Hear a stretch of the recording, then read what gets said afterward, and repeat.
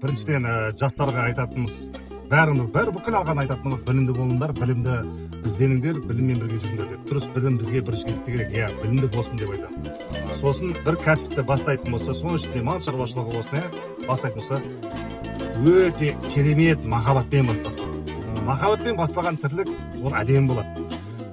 Мал шаруашылығын жақсы көретін болса, таңғы сағат 5-те сені тұрғызады, түнгі сағат 2-де сені жатқызады. Сол энергиямен, сол махаббатпен күнделікті айналып жүре бересің.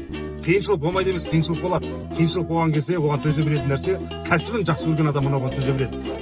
Мәселен, ақшаны ғана жақсы көретін болса, төзе білуі мүмкін, төзбеуі мүмкін. Бірақ өзінің кәсібін шынайы жақсы көретін болса, соған 100% берілетін болса, ол күнделікті сонымен айналысады.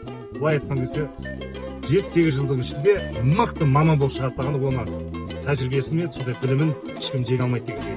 Профессионал болып шығады. Сондықтан ізденіс, еш уақытта қайтпау, мұңаймау. Қиыншылық туады, өз кәсібін жек көріп кетеді жағдай келген кезде қайтпау керек.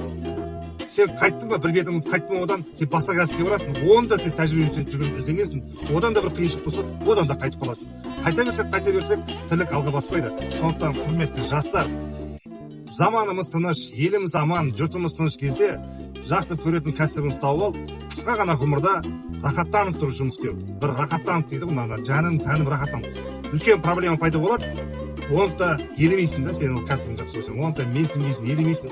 Сенде сондай күш-жігер пайда болады, энергия. Ана проблеманы жеңіп шығып кете бересіз. Сондықтан үлкен жетістікке жету үшін үлкен проблемалар қарсы алады, оның бәріне шыдап, қатаң аяқпен нық тұрып, ізденіспен, сабырлықпен жеңсеңіздер, өзіңізге өзіңіз деген сеніміңіз пайда болады, ары қарап тағы белестерді асу оңайға түседі. Құрметті жастар.